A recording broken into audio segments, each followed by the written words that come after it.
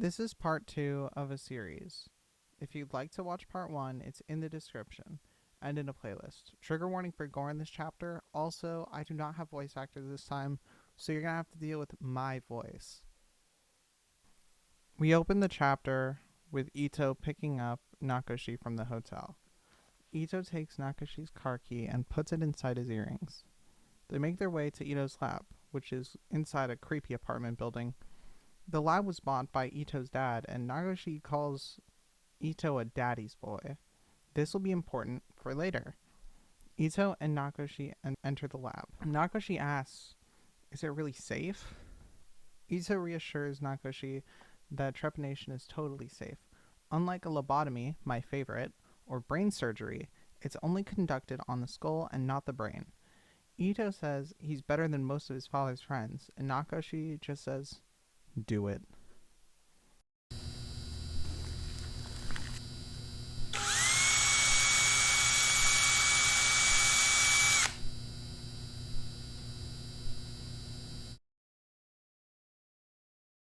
After the procedure, Nakoshi takes some painkillers to help ease the pain. When Ito asks if he developed a sixth sense, Nakoshi says, "Ha! That would ever happen." This definitely isn't foreshadowing, and it definitely could never be a foreshadow.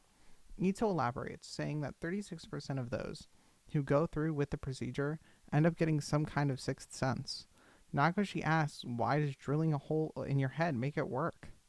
Ito explains that there's no clear explanation, but what we know at this point is that humans have a rift in their skull from when they are born to the age of 18 months. This, once again, is part of the child motif going on throughout the story. This one just continues the theme and tells us what we thought about the motif was confirmed.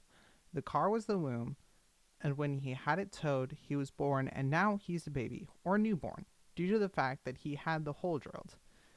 The fact he didn't want to leave the car in the first place is representative of how he did not want to grow up. The idea of not wanting to grow up will be very prevalent throughout the story. What reinforces this motif is what Ito says next. Your brain is as active now as when you were a baby. Nakoshi then lies about being able to see something, which leaves Ito a little upset. Ito follows up with, some people bloom immediately, some people take as much as a month. This once again reinforces the baby motif, because if you didn't know, during the first month of a baby being born, the baby's brain is growing, and the most interesting thing to a baby is faces. We see a lot of expression from how Nakoshi lies to all of Ito's makeup and piercings. Ito wishes Nakoshi well and essentially tells him to cool off till he can get Nakoshi's car for him. When Ito leaves, Nakoshi takes this opportunity to snoop around his office.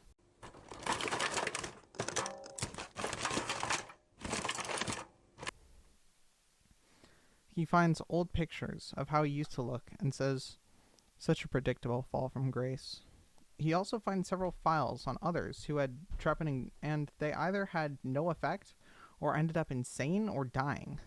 He says, you can't get me to believe this crap.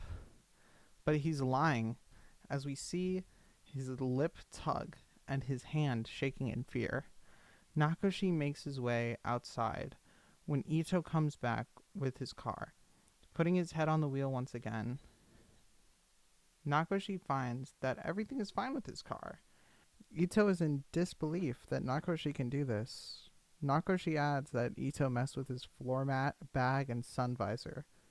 Don't play around with shit inside my car. Ito then shows Nakoshi the schedule for the next 10 days of the experiment. When Ito says he wants to check out some haunted places, but Nakoshi doesn't let him in his car, saying that he would rather go separately because he doesn't trust Ito. Ito remarks that it's not me you don't trust, it's all of humanity. They check out a ghost tunnel, then a hospital, then Nakoshi refuses to go in without Ito. Ito starts freaking out a little bit and says that they can visit it in the daytime. They then investigate an apartment where a murder happens, but Nakoshi can't sense anything, and he also adds that he has no interest with humans to begin with. Ito opens up, saying that he doesn't really believe in the sixth sense, and that the reason that he's doing this experiment is to try and help disprove it. His whole point is to prove without a shadow of a doubt to himself that it isn't possible for supernatural things to exist. Because as we saw earlier, it terrifies him. Ito decides to do a little ESP game with Nakoshi. All Nakoshi has to do is find the cards with stars on them. Ito's one stipulation is he has to pick off of instinct, which introduces us to left as a concept, which I'm going to explain in depth in just a moment. But this concept opens the floodgates and can be used to re-examine everything we've read so far through this lens, as well as everything we will read in the future. The left is the idea that the right side of your brain controls the left side of your body, and that the left side of your brain controls the right side of your body. The right side of your brain is the emotional side, which means that's your subconscious primal instincts, as opposed to the analysis-oriented left side of the brain, which controls, like I said, the right side of the body. So the left side is basically representative of showing your true self. This theme will be extremely important throughout every chapter, including chapter 1. Don't worry, I'm going to touch on it later. Nakoshi goes through with the experiment, using his left side to flip over the cards. Nice and easy. Star, star, wave, star, star. Ito looks around the table to see if Nakoshi somehow cheated. When asked if he cheated, Nakoshi says he didn't, which is truthful. His lip doesn't tug. Ito ends by giving Nakoshi a phone with Ito's number, just in case he needs him. While Nakoshi is looking into an eerie alley, a gust of wind blows. Ah, dirt in my eye.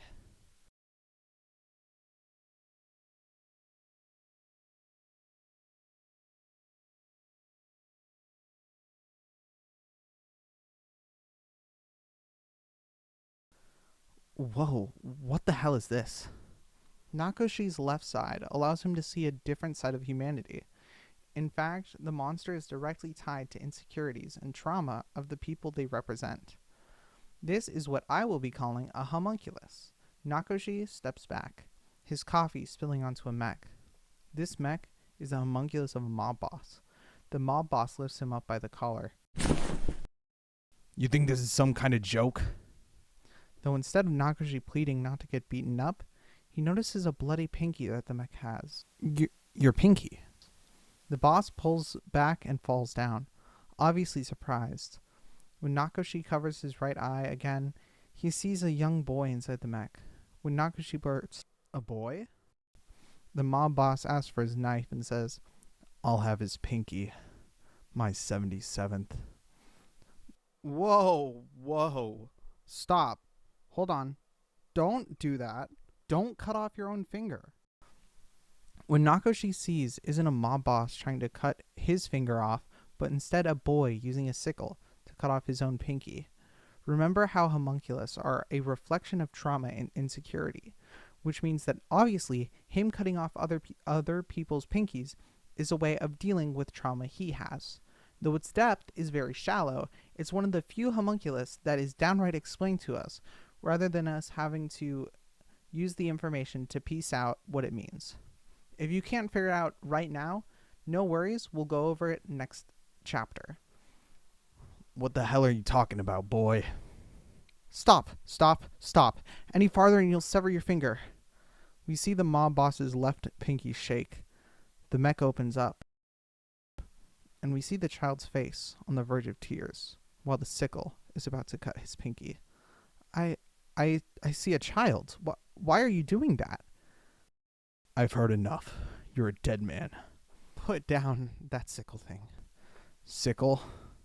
The boss's hand with the sickle in it starts to shake. Don't hurt yourself anymore. The child starts to cry. Hey, whoa, there's no reason to cry, little guy. The boss starts to cry uncontrollably. What's making you cry so much? The boss pushes past Nakoshi. Punk. Nakoshi looks back at the man as he's walking away, only wondering what the hell happened. A lot of this chapter is set up for the end of the chapter, So let's reanalyze everything we saw at the end. The climax of this chapter is extremely important because of how it relates to Nakashi, specifically. Let's analyze how the left side works and in turn how our brains work as humans. Humans search for things similar to themselves in others, whether consciously or subconsciously. This can be seen in Nakashi's character through the baby motif, a child and a newborn at that. And one thing children mainly learn during this time is facial expressions. This connects to the homunculus as Nakashi sees them. They are all inherently tied to Nakashi. One way we can see this is through Mech Boy. You might notice that this character is tied to a motif that has been the center of attention. That motif being the car, and how it's a layer of protection from the outside. And this is seen in the mech as well, which also ties to the child motif because of the fact that a child is inside the mech.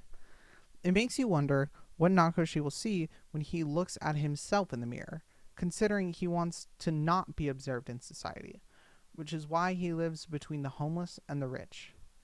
One more thing that ties these things together is the fact the shell of protection are both metal and massive. This ties directly to the symbolism we see in the first chapter. The framing of the page when it shows the park and the building. The building made of metal is on the left. The metal is a shell of protection, and the left is your true self. This is also excellent foreshadowing. Even though Nakashi enters the hotel in the first chapter, and we get the reveal he's been there before, with just that knowledge of and the knowledge of the left and right as concepts, everything clicks into place perfectly. In fact, I encourage you to rewatch my first video with the concept in mind, because of how the author is able to layer meaning in every panel.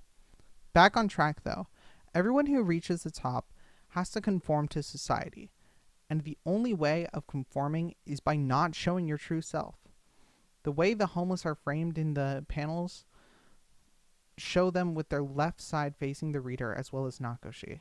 They are not afraid of hiding their true selves as they have already decided not to conform. If there's anything that I missed, let me know. If you do voice acting or anything like that and you're interested in helping me out, my email will be in the description. I hope you enjoyed this video. If you did, please like and subscribe. I'm sorry for the big gap between this and my previous video. Life happened. There's also going to be a big gap between this and my next video because that one's going to be all about the concept of death. So it's going to have a lot of production value. I hope you really enjoy that one in the future too. It'll probably be around 50 minutes. Thank you for watching once again, and peace.